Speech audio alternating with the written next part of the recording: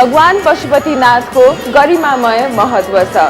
विश्वमा नै दुर्लभ पञ्चमुखी शिवलिङ्ग हिन्दूहरूको आराध्य देव पशुपतिनाथलाई नमन गर्दै म आजको कार्यक्रममा स्वागत गर्दछु।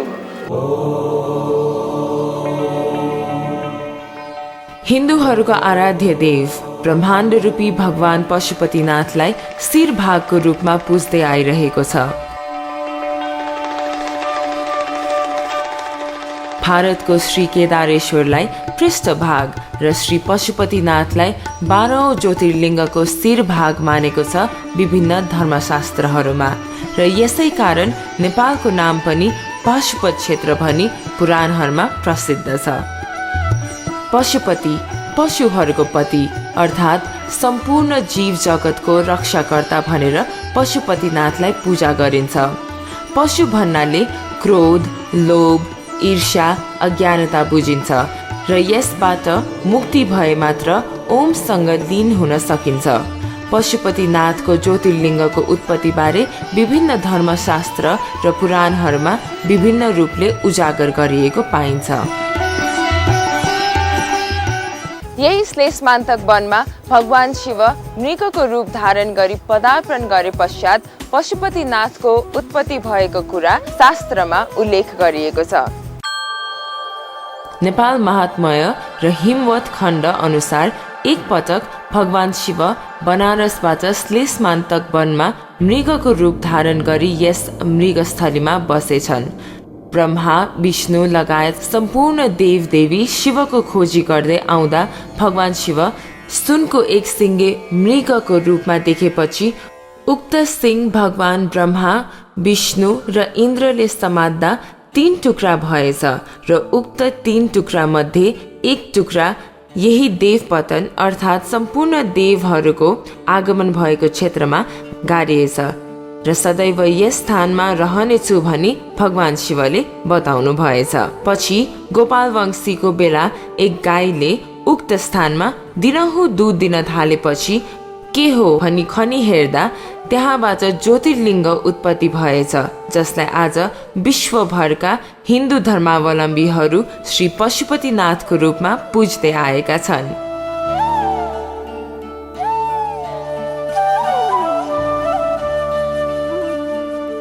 भगवान प्रतिको प्रगाढ आस्था र विश्वासका कारण पुण्य र मोक्ष प्राप्तिको उद्गम स्थल मान्दछन्। भगवान पशुपतिनाथ र मानव कल्याणको सामञ्जस्यता बारे बताउँदै भन्नुहुन्छ, पशुपति भन्नाले मान्छे लगायत जति पनि प्राणी छन् ती सबै प्राणी पशु हुन्, मान्छे पनि पशु नै हुन्। पशुपति त्यस निमित्त नाम राख्या जसले यो पशुको उसबाट त्यो ज्ञान प्राप्त गरिसकेपछि मानव भयो। ज्ञान प्राप्त नगरेका पशु भए, ज्ञान प्राप्त भएपछि मानव भयो, बुद्धि भयो, सेन्स भयो, समय आयो। त्यस निमित्त त्यसलाई पशुपति भन्नुको कारण त्यो ज्ञान दिने भएको हुनाले पशुपति भएको। ओमकार परिवार यहाँ हिन्दू भन्नाले हामी हिन्दूहरू पनि आउँछन्, मान्छन्, बुद्धिस्टहरू पनि मान्छन्, यसलाई सिख पनि मान्छन्, जैनहरू पनि मान्छन्।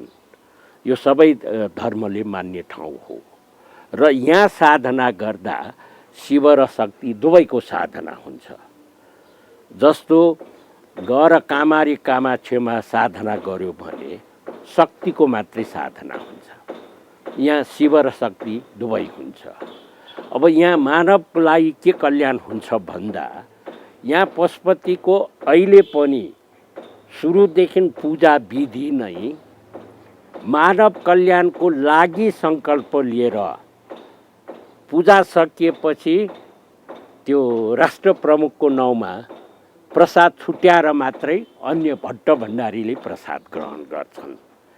अहिले पनि एउटा टिपिकल परम्परा छ, कुनै मर्न लागेको बिरामीले म पशुपति दर्शन गरेर मात्रै मर्छु भन्ने उसको चाहना भयो भने राति 2 बजे पनि त्यहाँका पुजारीले त्यो ढोका खोलिदिनुपर्छ। त्यहाँ अहिले त्यो परम्परा हरा आफ्नै ठाउँमा यो एउटा यस्तो ठाउँ हो, ठुला ठुला साधकहरू जो साधना गर्छन् नि, पशुपति नआइकन त्यो उसको साधनै पुरा हुँदैन।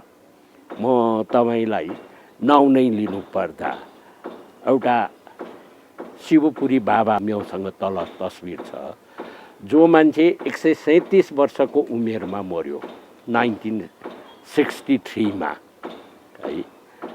अब 137 वर्षमा मरेको मान्छे ऊ 30औं वर्ष नर्मदाको जङ्गलमा तपस्या गरे, 40औं वर्ष विश्व भ्रमण गरे, 100 वर्षको उमेरमा यहाँ आए, 37 वर्ष यहाँ बसे।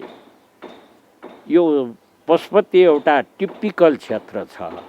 अब भौतिक रूपमा भन्ने भयो भने म देख्छु जेसुकै भने पनि ज्यादै दुःख पाएको, खान नपाएको मान्छे पनि पशुपति आयो भने भोको पेट बस्दैन। एउटा टालो फैलाइदियो भने पशुपति आएका मान्छेले 2 रुपियाँ 5 रुपियाँ 1 रुपियाँ दिएर उसको जीविका चल्छ। यो बहुतै टिपिकल ठाउँ छ। श्री पशुपतिनाथको ज्योतिर्लिङ्गको एकमात्र दर्शन तथा पूजनले मनुष्य जीवन सफल हुन्छ भन्ने मान्यता छ।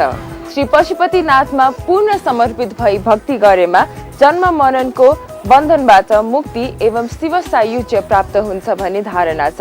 त्यसैले भारतको 12 ज्योतिर्लिङ्ग र नेपालको 64 ज्योतिर्लिङ्ग मध्ये उच्च स्थानमा रहेको पशुपतिनाथको दर्शन नगरेसम्म आफ्नो धार्मिक यात्रा पूर्ण नहुने कुरा पनि बुझिन्छ। अब भने हामी लागौ पाशुपत क्षेत्रको यात्रामा।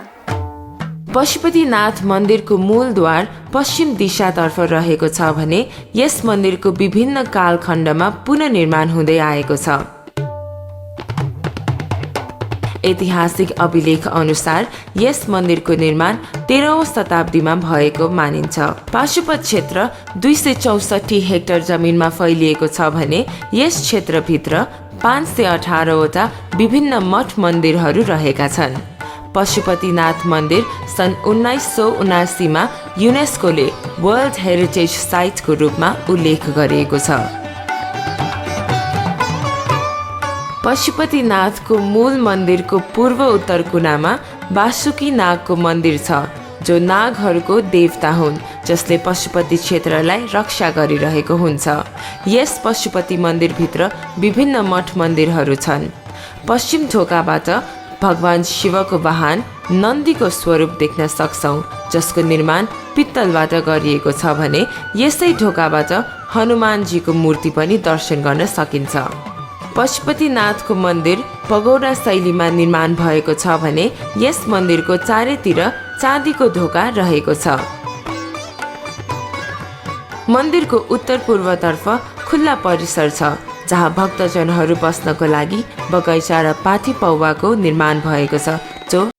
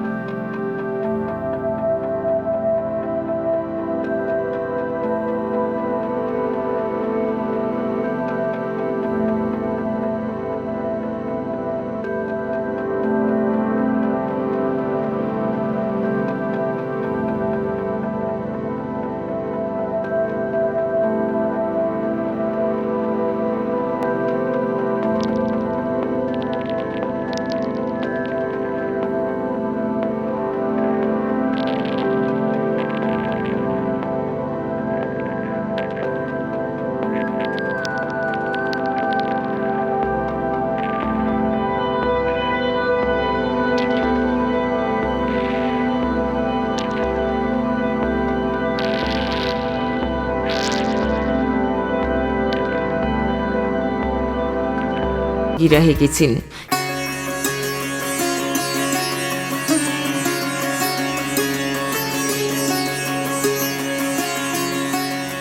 यसै बागमतीको किनारमा घाटहरू रहेका छन् भने कली भगवानको यो मूर्तिले समय कालखण्डलाई इङ्कित गरिरहेको छ।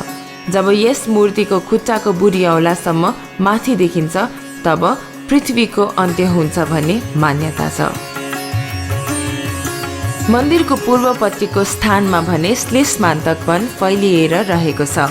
यसै गरी मन्दिरको पारी 15 देवालयहरू छन् जो एकै लाइनमा पंक्तिबद्ध रूपमा निर्माण गरिएको छ।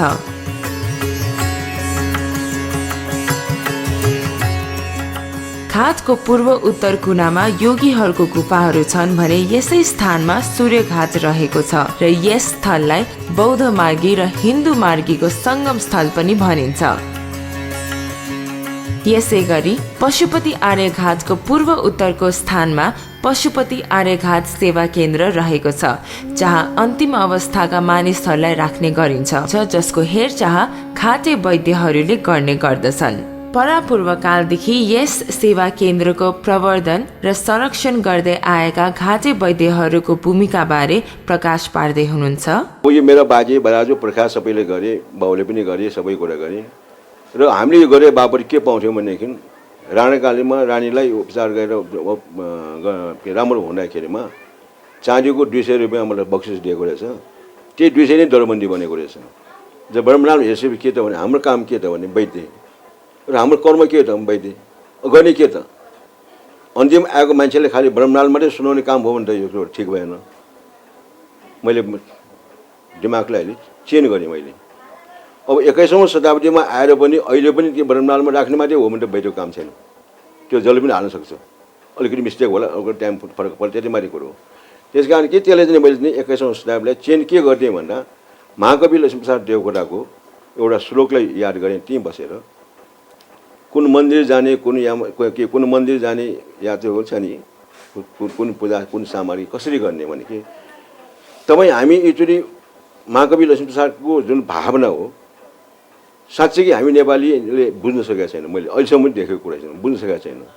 मानिसले मानवताको काम सेवा गर्ने के हो, भगवान्ले कसरी पूजा गर्नेको, मान्छे नै भगवान् हो।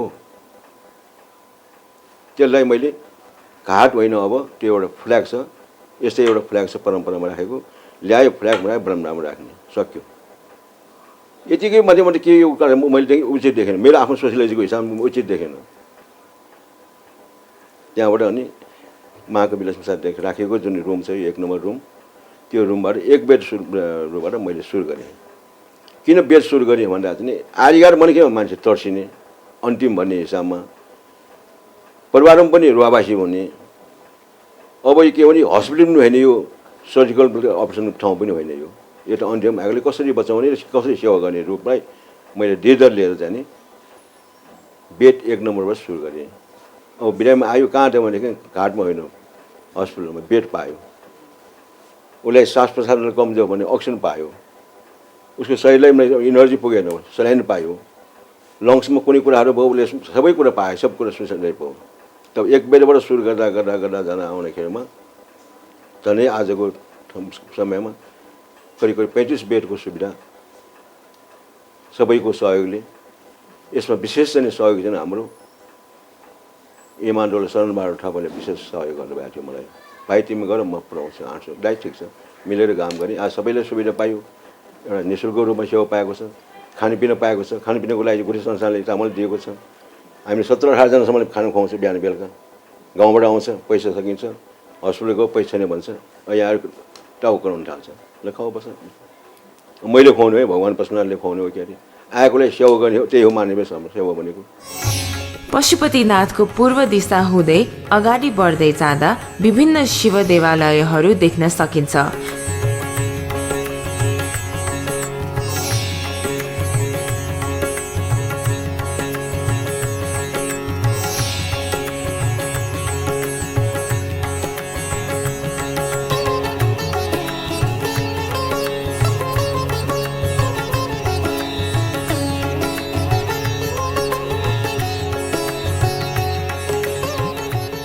यस मृगस्थलीमा अहिले मृग पालन गरिएको छ जुन आकर्षणको केन्द्रबिन्दु बनेको छ। पूर्व दिशाको यही बाटो पछ्याउँदै जाँदा गुहेश्वरी मन्दिर क्षेत्रमा आइपुग्दछौँ। भगवती, काली, देवी शक्ति, आदि शक्तिको रूपमा गुहेश्वरी माताको पूजा आराधना गरिन्छ। भगवान शिवका पत्नी पार्वतीको गुह्य भाग पतन भएको स्थान भएर यस मन्दिरलाई गुहेश्वरी मन्दिरको नामबाट चिनिन्छ, जसको निर्माण राजा प्रताप मल्लले विक्रम सम्वत 1653 मा गरेका हुन्। पाशुपत क्षेत्रमा अरू विभिन्न मठ मन्दिरहरू पनि अवस्थित छन्। राजेश्वरी घाट अवस्थित नवदुर्गा मन्दिर, त्यस्तै गरी राम मन्दिर र अरू सम्पूर्ण मठ मन्दिरहरू भगवान शिवसँग अन्तर्निहित छन्। कण कणमा शिव रहेका छन्। त्यसैले पशुपतिनाथको दर्शन र पाशुपत क्षेत्रको भ्रमणले पनि पुण्य प्राप्ति हुन्छ भन्ने मान्यता छ। Well, I'm here in the Pashupatinath temple, one of the most revered temple in the world. I'm pretty ecstatic at the moment. How did you hear about Pashupatinath and where's your origin from, basically? Are you from India? Yes, I'm from India. I'm born and brought up in the city which is called Pune. Well, when I was growing up, obviously we have heard the stories of Pashupatinath, and there was so much importance in our life as far as this temple is. Well, tell us about the purpose of your visit and what have you heard when you were growing up and what is the belief towards Pashupatinath temple?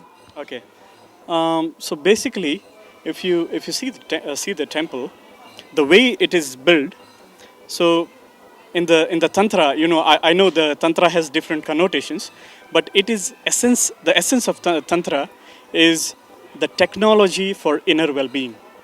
So in the old days, in the ancient times, it is still amazing. It still amazed me that how those yogis have built this temple, because if you see the intricate details of every temple and every deity associated in that temple, so they have consecrated this space in such a way that every aspect of human life, every aspect of human life and the well-being of human being, overall well-being of human being, those people have touched. So every temple is a consecrated space, and this whole area has become consecrated, and that is what the beauty about this place, the Pashupatinath temple. Yeah. How are you feeling right now since you are already here in Pashupatinath? Tell us about how you're feeling. Pretty much blissed out at the moment, and it's still amazing. Even the looking at the temple, even you close your eyes, because this place is so consecrated. Even you close your eyes, suddenly you get shut from the world, and you feel so much receptive within yourself, and in this blissful condition, when you go out, deal with the world. I think it becomes so simple, and it becomes so easy to deal with the world. Yeah, rejuvenated space. Yeah. पशुपतिनाथमा वर्षै नै हजारौंको संख्यामा भक्तजनहरूको भिड लाग्ने गर्दछ। विशेषतः महाशिवरात्रिमा भारत र अन्य देशबाट हिन्दू धर्मावलम्बीहरूको घुइँचो लाग्दछ। त्यसैगरी हिन्दू महिलाहरूको विशेष पर्व हरितालिका तीजमा असंख्य महिलाहरू शिव भगवान जस्तो पतिवर पाऊ र परिवारको सुख र शान्तिको लागि शिव आराधना गर्दै व्रत बस्ने गर्दछन्। यसै गरी गाई जात्रा, देवपतनका विभिन्न जात्रा,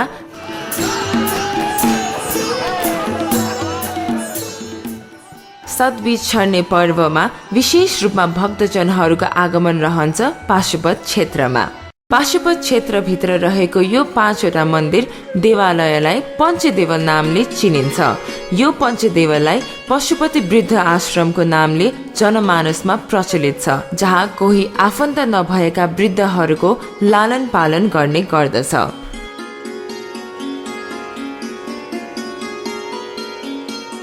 पशुपतिनाथको विभिन्न समयमा नित्य पूजा अर्चना र आरती हुने गर्दछ। जटाटवीगलज्जल प्रवाह पावितस्थले कलेबलम्ब्य लम्बितां भुजङ्गतुङ्गमालिकां डमड्डमड्डमड्डमन्निनादवड्डमर्वयं चकार चण्डताण्डवं तनोतु न शिवम्। बेलुकीको आरती अहिलेको आकर्षणको रूपमा रहेको छ, तर यसलाई पनि व्यवस्थित र परिष्कृत गर्न पर्ने देखिएको छ भने जीर्ण बन्दै गएको मन्दिरहरूको पुनर्निर्माण र त्यसको सरसफाइपट्टि पनि आँखा खोल्ने बेला आइसकेको छ। चारधाम तीर्थयात्रा नेपालको पशुपतिनाथको दर्शन नगरेसम्म सम्पन्न नहुने कुराको मान्यता रहिआएको छ। नेपालमा रहेको पशुपतिनाथको दर्शन गरे पश्चात धर्म, अर्थ, काम र मोक्ष प्राप्त हुने कुरालाई शास्त्रमा उल्लेख गरिएको छ। त्यस्तै गरी भारतको काशीमा रहेको विश्वनाथको दर्शन गरे पश्चात मोक्ष प्राप्त हुन्छ भन्ने कुरा पनि शास्त्रमा उल्लेख गरिएको छ। अब भने म तपाईहरुलाई लैजाँदैछु भारतको काशीतर्फ। अहिले हामी विश्वनाथ विराजमान गरेको पावन भूमि काशीमा आइपुगेका छौं। संसारभर काशीलाई घाटहरूको सहर भनेर चिनिन्छ।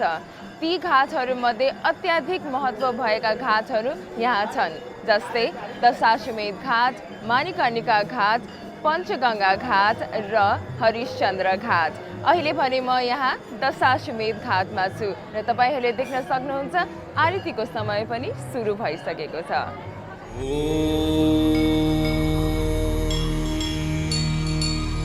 त्र्यम्बकं यजामहे। हरेक साँझ बनारसको विभिन्न घाटहरूमा वर्षौंदेखि आरती गर्ने परम्परा रहिआएको छ। यहाँको आरती हेर्न विभिन्न ठाउँहरूबाट मानिस आउने गर्दछन्। हिन्दू धर्मावलम्बीहरू मात्र नभएर विश्वका विभिन्न देशहरूबाट यो मनमोहक आरतीको अवलोकन गर्न यहाँ घुइँचो लाग्ने गर्दछ। भनिन्छ यहाँ आरती गर्नाले शिवजी प्रसन्न हुन्छन् र भक्तजनको मनोकामना पूरा हुन्छ। नेपालबाट पनि धेरै भक्तजनहरू काशीमा आरती गर्नाले पितृले मुक्ति पाउँछ भन्ने विश्वासका साथ यहाँ आउने परम्परा रहेको पाइयो। नेपालबाट धेरै मान्छे आउँछ यहाँ यस आरतीमा। तपाईँ हेर्नुहोस्, 2-4 नेपाली जसरी समय जब भी आप खोजेंगे 2-4-10 नेपाली आपको हर समय मिलेंगे यहाँ पर। और बनारस और नेपाल का एक अलग ही रिश्ता रहा है। मैं तो यहाँ से पशुपतिनाथ में भी दर्शन किया हूँ और काशी विश्वनाथ का तो खैर मैं यहाँ पर मेरी जन्मभूमि ही है। पशुपतिनाथ और काशी विश्वनाथ में इतनी ढेर सारी समानताएं हैं जिसका विवरण करना मैं अपने आप में एक गर्व महसूस करता हूँ। पशुपतिनाथ में इतना अच्छा लगता है, वहाँ का चिड़ियों का चहचहाट।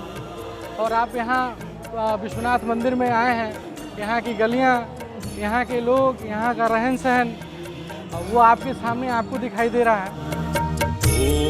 बनारस, काशी, वाराणसी कुनै पनि नामबाट बुझ्नुहोस्, यो एक महत्त्वपूर्ण तीर्थस्थल हो। यहाँ अलौकिक काश, प्रकाश, मोक्षको पथ देखिने भएकोले नै यसको नाम काशी रहन गयो र 2 नदीहरू वरुणा र अस्तिको बीचमा भएकोले यो सहरको नाम वाराणसीको रूपमा पनि रहिआएको छ। ऐतिहासिक दृष्टिबाट काशी संसारको सबैभन्दा प्राचीन नगर हो र वेदमा पनि धेरै ठाउँमा यसको उल्लेख गरिएको छ। भनिन्छ यो नगर शिवजीको त्रिशूलमा बसेको छ र जब प्रलयमा सबै संसार बगेर जान्छ काशीलाई शिवजीले बचाउनुहुन्छ।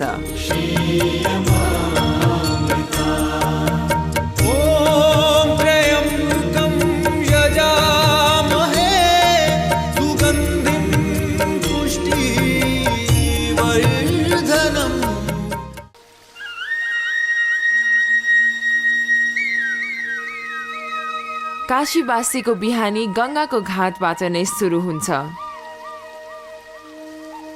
काशीमा आउने यात्रीहरू पनि गङ्गामा पुग्छन् स्नान लिन र सूर्य नमस्कार गर्न।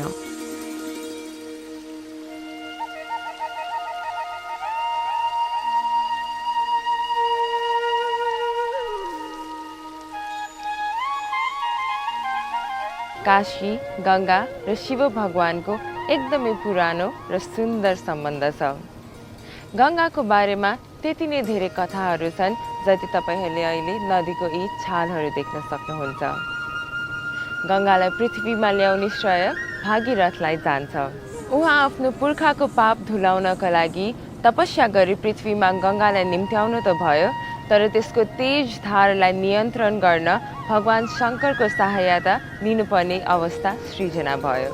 यसै कारणले भगवान शिवले गङ्गालाई आफ्नो शिरमा धारण गरी गङ्गाको तेज धारलाई नियन्त्रण गर्नुभयो।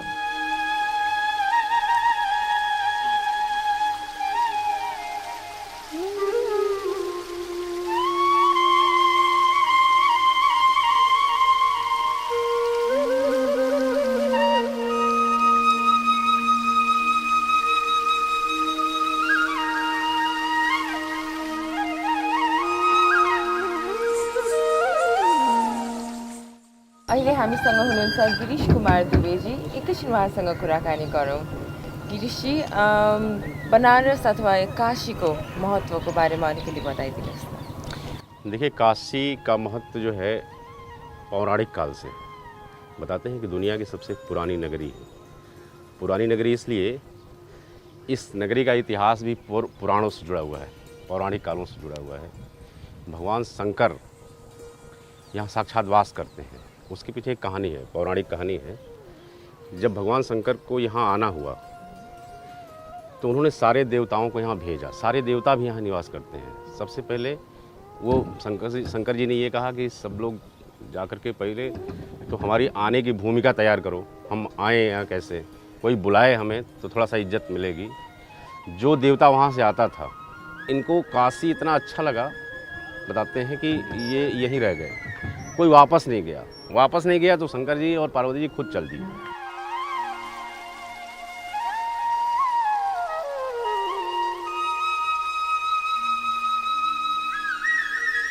हिन्दू धर्मावलम्बीहरू मानव जुनी 84 लाख जुनी लिएपछि मात्र प्राप्त हुन्छ भन्ने कुरामा विश्वास गर्दछन्। त्यसैले गङ्गाको किनारमा 84 वटा घाटहरू रहेका छन्।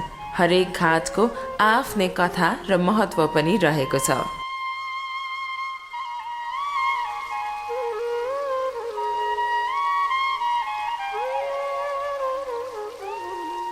बनारस घाट के लिए जाना जाता है और जिस तरह से व्यवस्थित रूप से बनारस के घाट बने हैं, पूरे विश्व में इस तरह से नहीं बना हुआ है।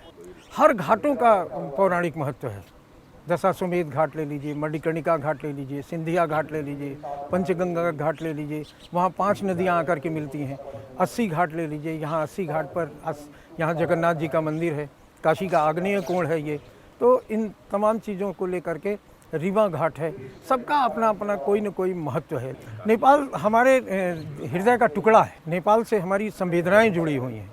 नेपाल हमारा सर है, हमारा मुकुट है। नेपाल हमारी आत्मा से जुड़ा हुआ नेपाल, आत्मा के लोगों से। और सबसे बड़ी बात है, नेपाल के लोगों ने ही हिंदुस्तान का सम्मान, हिंदुस्तान की इज्जत और हिंदुस्तान की सीमा की रक्षा नेपाल के लोगों ने किया। यहाँ नेपालीहरूको घाट भनी ललिता घाट रहेको छ। यो घाट रणबहादुर शाहले निर्माण गरेको हो र यहाँ पशुपतिनाथको मन्दिर पनि हामी देख्न सक्छौँ। यति मात्र होइन, यहाँ हामीले नेपालबाट संस्कृत पढ्न आउने विद्यार्थीहरू पनि भेट्यौँ। मेरो नाम लक्ष्मण पोखरेल हो, म पोखराबाट आएको। म 8 कक्षा पढेर आएको अनि संस्कृत नेपालमा नि पढेको। नेपालमा पढ्दा अनि यहाँ आएको र यहाँ राम्रो छ भनेर बनारसमा पढ्न आएको। हामी बनारसमा अब पढाइ भइसकेपछि अब कति वर्ष पढाइ कोर्स हुन्छ त्यही अनुसारले पढिन्छ। त्यही अनुसारले पढ्दा अनि आफ्नो कोर्स भ्याएर घर गइन्छ।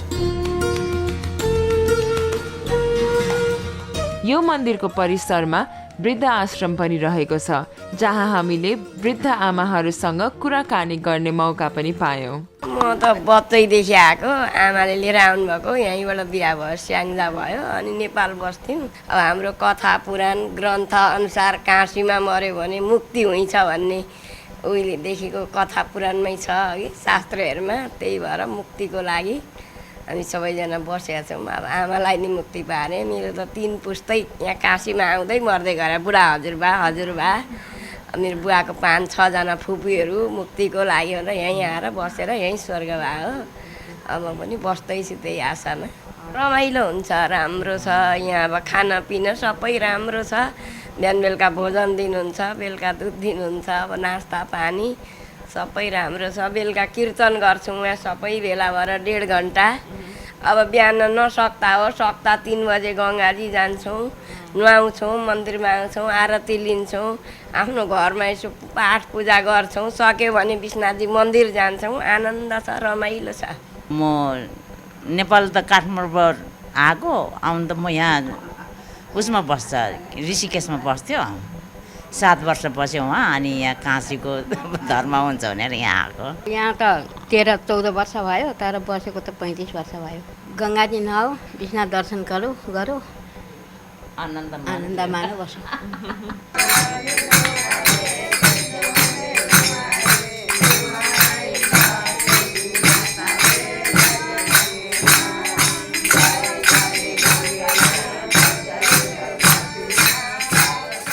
वृद्ध आश्रम र यस ललिता घाटको विषयमा जानकारी दिँदै हुनुहुन्छ यहाँको सचिव। रणबहादुर शाह सन्यास लिएर काशी आउनुभएको थियो।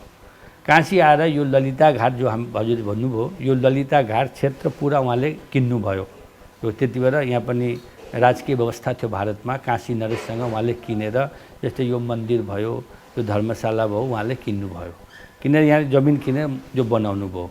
बनाएपछि फेरि उहाँ नेपाली जनताले आएर उहाँलाई आग्रह गरेपछि फेरि उहाँको काठमाडौँ नेपाल जानुभयो। त्यसपछि उहाँका छोरा राजेन्द्र वीर विक्रम शाहदेवले आएर यो हजुर जो मन्दिर देख्दै हुन्छ, यो मन्दिर तर यो चौवटा धर्मशाला उहाँले बनाउनु भयो। त्यसपछि कालान्तरमा गएर पछि गएपछि जब नेपालमा बहुदलीय व्यवस्था आयो, बहुदलीय व्यवस्था फेरि त्यति बेला तत्कालीन प्रधानमन्त्री गिरिजाप्रसाद कोइरालाजी वाराणसी आउनुभयो। उहाँसँग हामीले रिक्वेस्ट गऱ्यौँ 10 वर्ष लगाएर यो नेपालको पुरातत्व विभागको मार्फत यो बन्यो। यो बनिसकेपछि अब यसलाई कसरी सञ्चालन गर्ने भन्ने कुरो आएपछि अनि हामीले एउटा ट्रस्ट बन्यो। यही ट्रस्टले चाहिँ नेपाल सरकारको पुरातत्व विभाग अन्तर्गत यो रजिस्ट्रेसन भयो। यहाँ हाम्रो यति बेला 18 जना वृद्ध माताजीहरू हुन्छ। उनीहरूले हामीले सबै प्रकारको व्यवस्था बिहान बेलुका नास्ता भोजन सबै दिने गरेको छ। बिहान डाक्टर आउँछ। यो सेवा हामीले गरिराखेका छौँ। र अलिकति हाम्रो गुनासो के छ भनेदेखि यो हामीहरू विदेशमा छौँ, यो भारतमा हो। यसमा के छ भनेदेखि यहाँ हामीहरू आम पब्लिकसँग कोही कुरा माग्न सक्दैनौँ। आजको यो महँगाईको जमानामा यत्र जनालाई चाहिँ चलन गर्न हामीलाई बडा पर्छ। यसका लागि हामीले त्यो नेपालमा जो महिला संसाधन विकास मन्त्रालय जो छ त्यसले हामीले धेरैपल्ट रिक्वेस्ट गऱ्यौँ। अब उहाँले दिनुहुन्छ पैसा, वर्षको लगभग 1-8 लाख रुपियाँ दिनुहुन्छ। त्यो 1-8 लाख रुपियाँले चाहिँ तपाईँको मिलाएर जुलाएर एउटा ग्यास सिलिन्डरको पैसा पनि पुग्दैन हामीहरूलाई। र त्यस कारणले हामीहरू सुरुदेखि हाम्रो यो माग थियो कि नेपालमा रहेका वृद्धाश्रम जस्ता प्रकारले सरकारले सञ्चालित गरेको छ त्यो सुविधा हामीलाई पनि दिनुहोस् भनेर हामीले बार चाहिँ निवेदन गरिरहेका छौँ।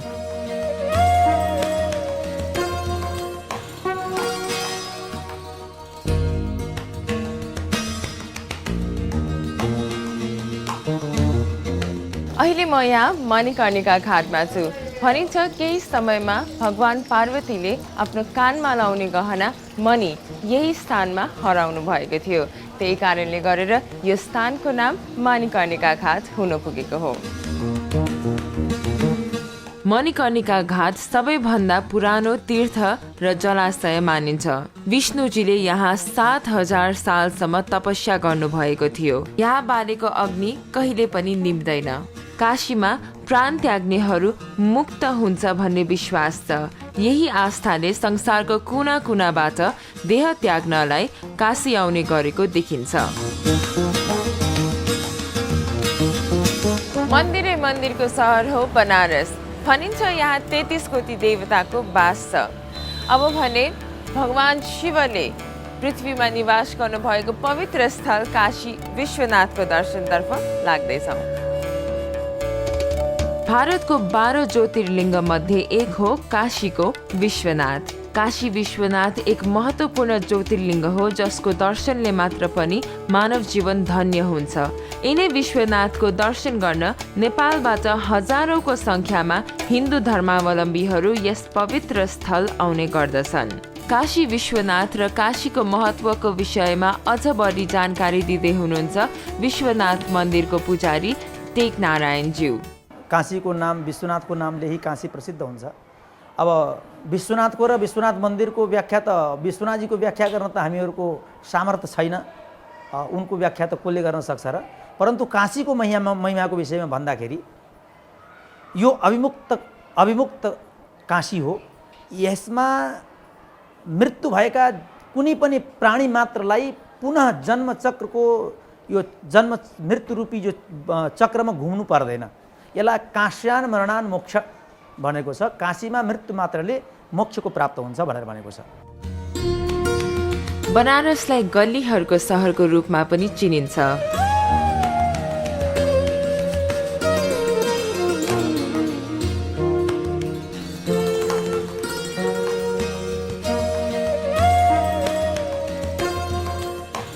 यहाँको विश्वनाथ मन्दिर गल्लीहरू घाटहरू जति प्रख्यात छन् त्यति नै यहाँका अरू कुराहरू पनि लोकप्रिय छन्। बनारसको साडीले त नेपाली नारीहरूको मन नै जितेको छ।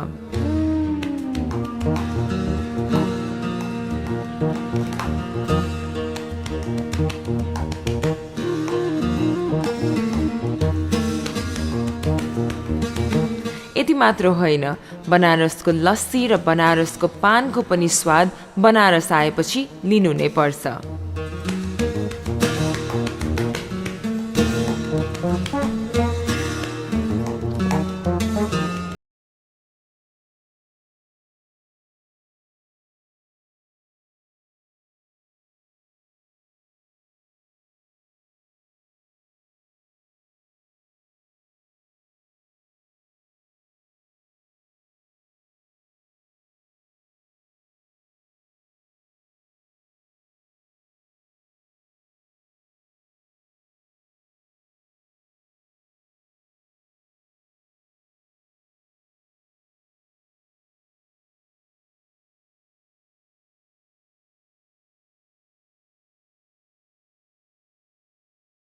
को बालक को वृद्ध सबैजना शिवप्रति आस्था राख्छन्। लाग्दछ यहाँ कण कणमा शिवको बास छ। वक्रतुण्ड महाकाल सूर्यकोटि समप्रभा निर्विघ्न कुरु देव सर्वकार्येषु सर्वदा गजाननं भूतगणाधिपं कपितजम्बो फलचारुभक्षणं उमासुतं सौख्यकालकं नमामि विघ्नेश्वरं सर्वपादपङ्कजम्। बनारस हिन्दूहरूको लागि मात्र नभएर बौद्ध धर्मावलम्बीहरूको लागि पनि पावन भूमि हो, किनकि भगवान बुद्धले बुद्धत्व प्राप्त गरे पश्चात धर्मदेशना गरेको स्थान सारनाथ पनि यहाँ नै रहेको छ।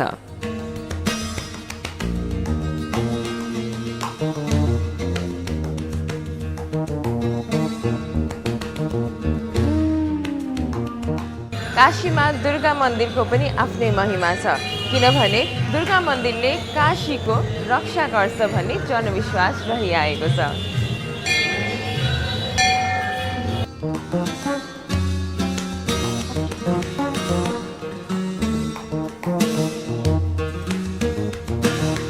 बनारस स्थित दुर्गाको यस मन्दिरको महत्त्वको बारेमा जानकारी दिँदै यहाँको पुजारी, यह मंदिर राजा सुदर्शन के समय का है। जिस समय अम्बे अम्बा अम्बालिके भीष्म पितामह के समय का ये मंदिर है। जिस समय अम्बे अम्बा अम्बालिका को भीष्म पितामह हरण करके ले गए हैं, तो जो बाकी राजा थे, उस समय स्वयंवर था, तो जो बाकी राजा थे वो यहाँ के राजा से युद्ध करने लगे। तो यहाँ के राजा ने भगवती का आराधना किया है, जो कि भगवती ने यहाँ चौथ के दिन कुष्मांड रूप, कुष्मांड मतलब नारियल होता है, नारियल रूप में यहाँ भगवती ने दर्शन दिया है। दर्शन दे करके राजा सुदर्शन के संग यहाँ सभी राजाओं से युद्ध किया है, और युद्ध करने के बाद राजा से बोला है कि मैं काशी में पूरे कलयुग तक मैं काशी में इस जगह पे वास करूँगी, जो कि इस जगह का नाम वन देवी भी है। काठमाडौँ र बनारसको अटुट सम्बन्ध रहेको घाटहरूको यो पवित्र भूमि काशी धार्मिक रूपमा मात्र होइन, सामाजिक, पुरातात्विक एवं ऐतिहासिक रूपमा पनि हामीले अत्याधिक महत्त्वको शहरको रूपमा पायौँ। विश्वनाथ मन्दिरले होस् वा सारनाथले वर्षै नै हजारौँ नेपालीहरूलाई यस स्थानले बोलाइरहेको हुन्छ। हामीलाई पनि यस स्थानले आफ्नो आँगनमा डुल्ने अवसर प्रदान गर्यो, जुन अविस्मरणीय छ।